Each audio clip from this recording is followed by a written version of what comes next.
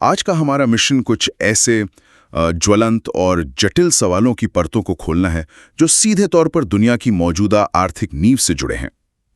बिल्कुल। मतलब आज हम संपत्ति यानी वेल्थ के असली स्वरूप, लगातार गहरी होती असमानता और 2026 में आने वाले एक बहुत ही संभावित आर्थिक संकट की गहराइयों में उतरने वाले हैं। और इसके लिए हमारे पास जो स्रोत हैं वो सच में बहुत दिलचस्प है। हाँ, हमारे पास थॉमस पिकेटी का सदियों पुराना ऐतिहासिक आर्थिक डेटा है, साथ ही मशहूर निवेशक स्टैनली ड्रुकनमिलर की 2026 के क्रेडिट पतन की वो खौफनाक चेतावनी है। और इन सब के बीच प्राउट यानी प्रोग्रेसिव यूटिलाइजेशन थ्योरी का एक बेहद अनूठा दार्शनिक और आर्थिक दृष्टिकोण भी है। आज हम इन सभी कड़ियों को जोड़कर पूरी तस्वीर को डिकोड करेंगे। बिल्कुल, ये चर्चा बहुत ही गहरी होने वाली है।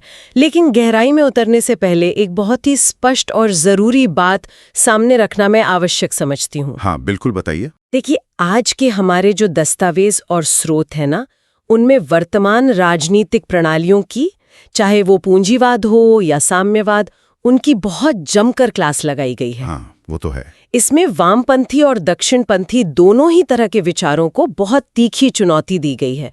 तो ये पहले ही साफ कर देना बेहतर है कि हम यहाँ किसी खास विचारधारा या पक्ष का समर्थन नहीं कर रहे हैं। एकदम सही बात है। न तो हम पूंजीवाद के पैरोकार हैं और न ही किसी अन्य व्यवस्था के।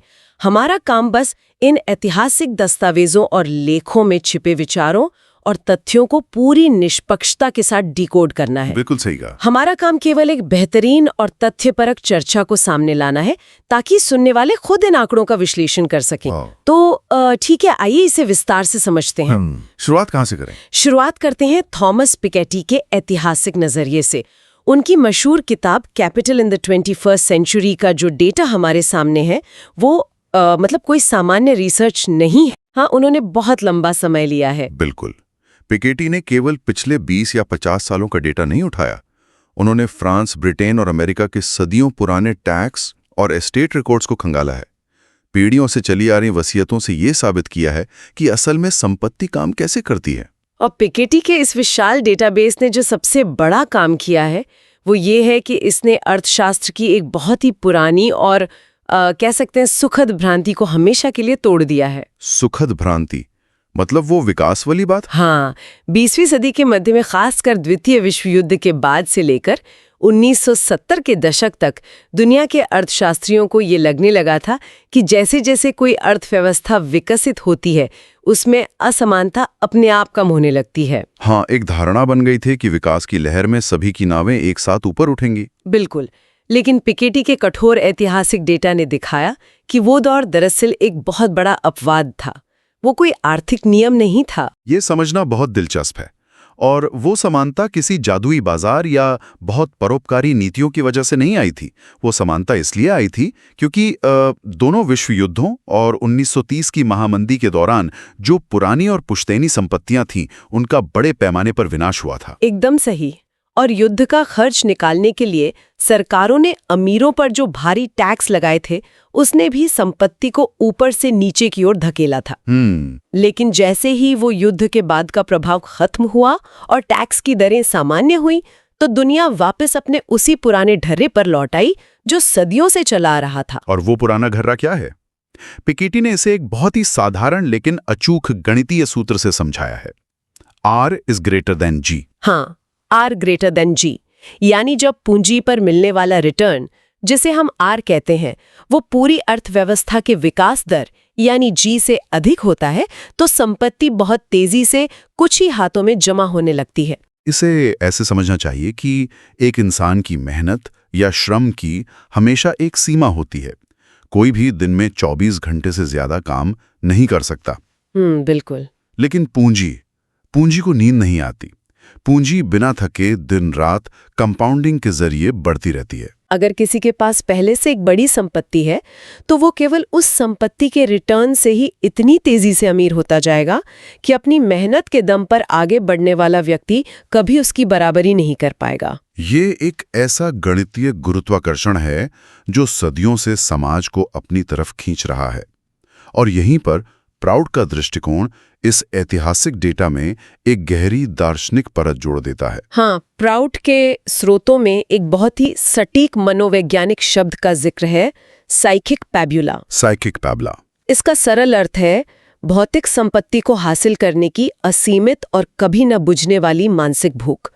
प्राउड स्पष्ट रूप से कहता है कि पूंजीवाद कोई प्राकृतिक व्यवस्था नहीं है, बल्कि इसका जन्म इंसान की इसी असीमित लालसा से होता है। और अगर हम इस साइकिक पैब्यूला को दुनिया की वास्तविक भौतिक सीमाओं के साथ जोड़कर देखें तो तस्वीर एकदम साफ हो जाती है। ये धरती, इसके संसाधन और यहाँ मौजूद कुल संपत्ति पूरी तरह से सीमित है। लेकिन जब इंसान की वो असीमित मानसिक भूख इस सीमित दुनिया में खुली छूट पा लेती है तो नतीजा क्या होगा? समाज बहुत ही निर्मम तरीके से दो धड़ों में बंट जाता है। एक तरफ वो अति अमीर वर्ग और दूसरी तरफ वो वर्ग जो बुनियादी जरूरतों के लिए संघर्ष कर रहा है। बिल्कुल। प्राउड के दर्शन में इस तरह के असीमित संचय की व्यवस्था को पूरी तरह से मनुष्य विरोधी माना गया है। और यहाँ बात सच में बहुत दिलचस्प हो जाती है, क्योंकि जब ये असीमित भूख एक चरम सीमा पर पहुंच जाती है तो पूरा का पूरा सिस्टम अपने ही बाहर से टूटने लगता है। पिकेटी का डेटा हमें बताता है कि यह संचय क्यों होता है, लेकिन स्टैनली ड्रकनमिलर की चेतावनी हमें बताती है कि यह संचय कब विस्फोट करेगा। ड्रकनमिलर जो कि दुनिया के सबसे सफल निवेशकों में से एक हैं। हाँ, उन्होंने इपोनिटकॉस में जो कहा है वो सच में रातों की नींद उड़ा सकता है। उनका कहना है कि 2026 का क्रेडिट पतन कोई भविष्य की डरावनी कहानी नहीं है, वो पतन तो पहले ही शुरू हो चुका है। और ये समझना बहुत जरूरी है कि ये पतन कहाँ से शुरू हुआ है। ये किसी शेयर बाजार के अचानक क्रैश होने से शुरू नहीं हुआ है। ड्रकनमिलर के अनुसार ये वित्तीय प्रणाली की बहुत ही भीतरी परतों से शुरू हुआ है, जिसे वे सिस्टम की प्लम्बिंग कहते हैं। प्लम्बिंग? हाँ, ये प्लम्बिंग है कॉर्पोरेट क्रेडिट और कर्ज का वो अदृश्य जाल। ये एक ऐसा क्षेत्र है जिस पर आमतौर पे किसी का ध्यान नहीं जाता जब तक कि पाइपलाइन फट न जाए, और जब तक ये समस्या सतह पर आकर दिखेगी तब तक बचाव के सारे दरवाजे बंद हो चुके होंगे। इस खतरे को समझने के लिए जो गणित हमारे स्रोतों में दिया गया है वो रोंगटे खड़े कर देने वाला है। वर्तमान में अमेरिका का कुल कर्ज लगभग $90 ट्रिलियन के स्तर पर पहुंच चुका है। बाप रे, 90 ट्रिलियन! और अगर केवल संघीय सरकार के कर्ज की बात करें तो वो $35 ट्रिलियन पार कर चुका है। 35 ट्रिलियन! इस संख्या को दिमाग आसानी से समझ ही नहीं सकता। बिल्कुल नहीं। इसे परिप्रेक्ष्य में रखने के लिए स्रोतों में एक अद्भुत ऐतिहासिक उदाहरण दिया गया है। कोई भी सोच सकता है कि जूलियस सीजर के समय यानी 49 ईसा पूर्व से अगर कोई इंसान हर एक दिन $1 मिलियन खर्च करना शुरू करता। हर दिन $1 मिलियन? हाँ, हर दिन $1 मिलियन। तो आज 2000 साल से भी अधिक समय बीत जाने के बाद भी वो $1 ट्रिलियन खर्च नहीं कर पाता। ये तो सच में हैरान करने वाला है। और यहाँ हम $35 ट्रिलियन के संघीय कर्ज की बात कर रहे हैं। ये उदाहरण इस कर्ज के महासागर को बहुत ही बेहतरीन तरीके से दर्शाता है। लेकिन ड्रकनमिलर जिस बात से सबसे ज्यादा खौफजदा है वो केवल इस कर्ज का मूलधन नहीं है। असली दानव तो इस कर्ज पर दिया जाने वाला ब्याज है। ब्याज। आज स्थिति इतनी विकराल हो चुकी है कि केवल इस कर्ज पर दिया जाने वाला सालाना ब्याज अमेरिका के पूरे राष्ट्रीय रक्षा बजट को पार कर गया है, जो कि दुनिया का सबसे बड़ा रक्षा बजट है। बिल्कुल।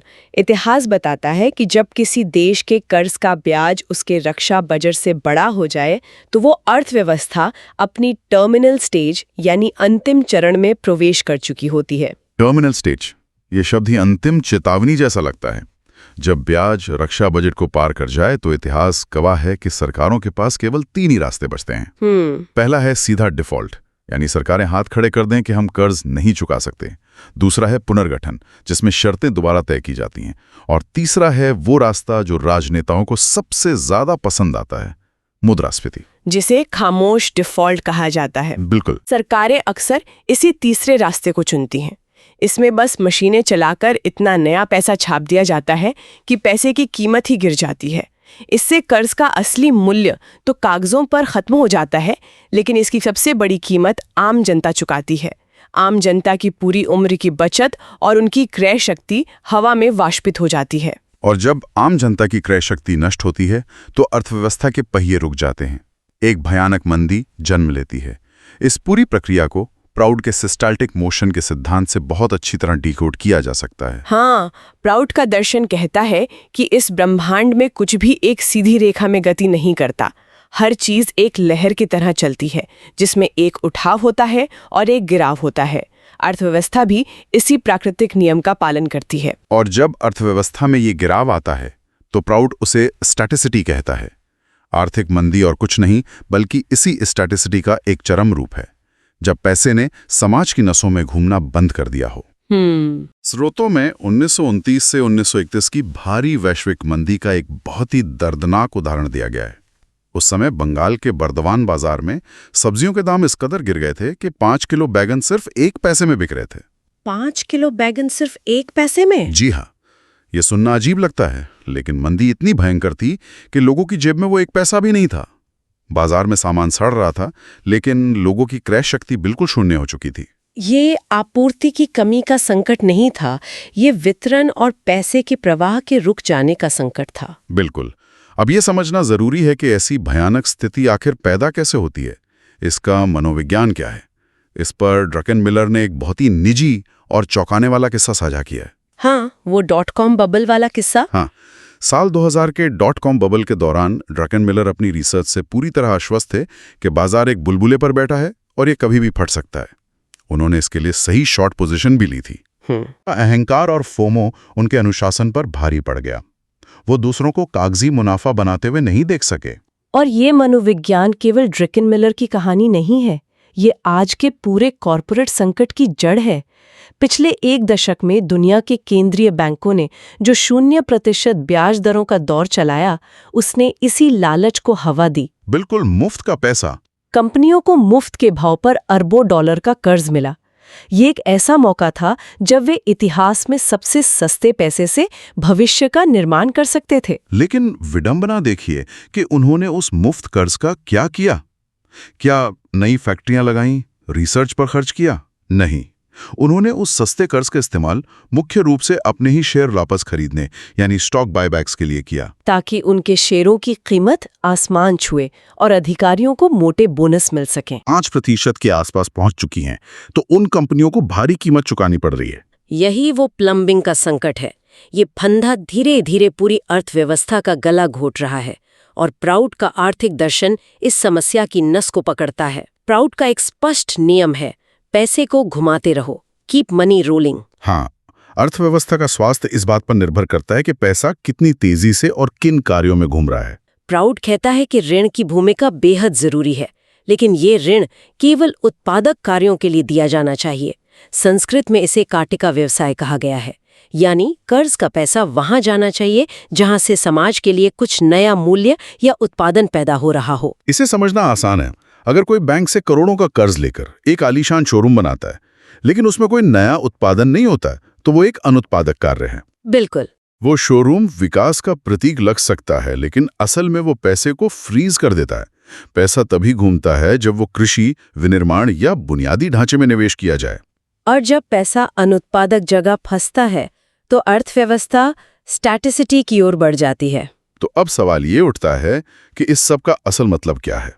अगर वर्तमान ढांचा इतनी कमियों से भरा है, तो क्या कोई ठोस विकल्प मौजूद है? और यहीं पर प्राउड का आर्थिक लोकतंत्र का विचार सामने आता है। प्राउड वर्तमान की राजनीतिक व्यवस्थाओं की बहुत कड़ी आलोचना करता है। आज का ये राजनीतिक लोकतंत्र ज्यादातर जगहों पर केवल एक दिखावा बनकर रह गया है, जहां पैसे का बोलबाला है। इसके विकल्प के रूप में प्राउड आर्थिक लोकतंत्र की वकालत करता है। इसका सीधा सा अर्थ है कि आर्थिक सत्ता चंद कॉरपोरेशनों के हाथ में नहीं, बल्कि स्थानीय लोगों के हाथों में होनी चाहिए। और उत्पादन का मुख्य उद्देश्य बाजार से मुनाफा निचोड़ना नहीं, बल्कि स्थानीय खपत को पूरा करना होना चाहिए। बिल्कुल। और इन्हीं जरूरतों को लेकर प्राउड एक बहुत ही अलग विचार रखता है।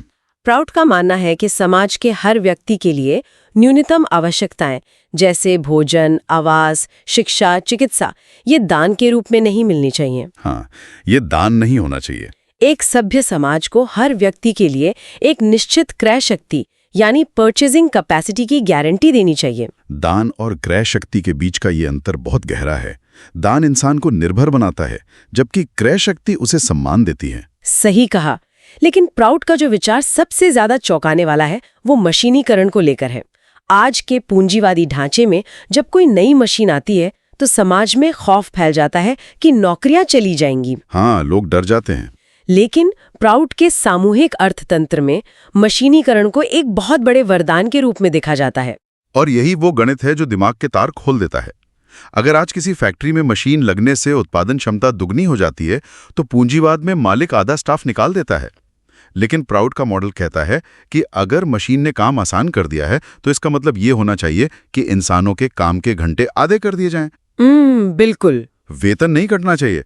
स्रोतों में इसे इतनी दूर तक ले जाया गया है कि भविष्य में एक ऐसा समय आ सकता है जब किसी को भी सप्ताह में केवल 5 मिनट काम करने की जरूरत पड़े।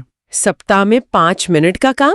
सुनने में साइंस फिक्शन जैसा लगता है, लेकिन तकनीक की गति देखें तो ये संभव है। जरा सोचना दिलचस्प है कि जब इंसान को केवल रोटी कपड़े के लिए दिन रात नहीं जुटना पड़ेगा, तब समाज कैसा होगा? हाँ। तब इंसान अपनी असीम मानसिक ऊर्जा खेल, साहित्य, कला और वैज्ञानिक शोध में लगाएगा। समाज की प्रगति का पैमाना ये है कि हम इंसान को मानसिक आजादी कितनी देते हैं। लेकिन यहाँ एक व्यावहारिक सवाल है।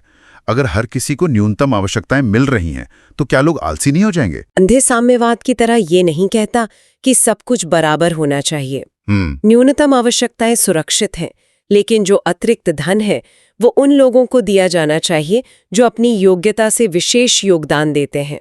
यानी प्रोत्साहन हमेशा बना रहता है। मतलब प्राउड में योग्यता की जो परिभाषा है वो जीडीपी वाले नजरिए से बहुत अलग है। प्राउड केवल यूटिलिटी वैल्यू को ही सब कुछ नहीं मानता, वो एग्जिस्टेंशियल वैल्यू यानी अस्तित्वगत मूल्यों को भी उतना ही महत्व देता है। ये प्राउड के दर्शन का सबसे खूबसूरत हिस्सा है। आज किसी भी इंसान की कीमत इससे तय होती है कि वो कॉरपोरेट मशीनरी के लिए कितने डॉलर बना रहा है। हाँ। लेकिन प्राउड पूछता है कि एक माँ जो अपनी नौकरी छोड़कर बच्चे की परवरिश कर रही है, या एक रिटायर्ड शिक्षक जिसने अपना जीवन पीढ़ियों को बनाने में खपा दिया, क्या अर्थव्यवस्था के लिए वे बेकार हो जाते हैं? वर्तमान सिस्टम तो ऐसे लोगों को आर्थिक बोझ मान लेता है, जो कि बहुत अमानवीय है। बिल्कुल। प्राउड कहता है कि भले ही उनका यूटिलिटी मूल्य ना बचा हो, लेकिन उनका अस्तित्वगत मूल्य बहुत अधिक है। एक स्वस्थ अर्थव्यवस्था वो है जो हर प्राणी के अस्तित्व का सम्मान करे। क्या बात है। आज के इस गहन विश्लेषण में हमने सच में अर्थशास्त्र और दर्शन की एक बहुत लंबी यात्रा तय की है। पिकेटी के डेटा से समझा कि कैसे पूंजी की गति असमानता पैदा करती है। ड्रैकन मिलर की उस डरावनी चेतावनी को समझा जहां कर्ज का पहाड़ 2026 के आसपास वित्तीय प्लम्बिन को ध्वस्त कर सकता है। और अंत में प्राउड का वो दृष्टिकोण समझा जहां अर्थव्यवस्था का उद्देश्य इंसान को आज़ादी देना है ताकि मशीनें पसीना बहाएं और हम अपनी चेतना को निखार सकें। और इन सबको एक साथ देखने पर साफ हो जाता है कि ये जानकारी केवल चर्चा के लिए नहीं है। इतिहास हमेशा खुद को दोहराता है। जब मुद्रास्फीति बचतों को नष्ट करती है तो जो लोग केवल सिस्टम के भरोसे बैठे रहते हैं वे सबसे ज्यादा नुकसान उठाते हैं। बिल्कुल सही। असली संपत्तियों को समझना और इस पूरे सिस्टम की जड़ों को पहचानना ही आने वाले आर्थिक तूफानों से बचने का एकमात्र तरीका है। बहुत ही सटीक विश्लेषण। और इस चर्चा को समेटते हुए मैं एक बहुत ही गहरा विचार छोड़कर जाना चाहूंगा। जरा ये कल्पना करना दिलचस्प है, अगर प्राउड का वो दृष्टिकोण भविष्य में हकीकत बन जाए। एक ऐसी दुनिया जहां मशीनें भारी काम संभाल लें और इंसान को जीवित रहने के लिए हफ्ते में केवल 5 मिनट काम करना पड़े। आज के दौर में हम अपनी पहचान अपनी नौकरी से जोड़कर देखते हैं। हमारा पेशा ही हमारा परिचय है। लेकिन एक ऐसी दुनिया में जहां हमारी पहचान हमारी 9 से 5 की नौकरी से नहीं जुड़ी होगी, वहां इंसानियत अपने जीवन के उद्देश्य और सफलता को कैसे परिभाषित करेगी? ये सच में सोचने वाली बात है। जब दौड़ने के लिए कोई चूहा दौड़ी नहीं बचेगी तो हम अपनी ऊर्जा कहाँ लगाएंगे? ये एक ऐसा सवाल है जो गहराई से सोचने पर मजबूर कर सकता है। आज के द डीप डाइव के इस विस्तृत अध्ययन से जुड़ने के लिए बहुत बहुत धन्यवाद। मिलते हैं अगली बार कुछ और नई गहराइयों में।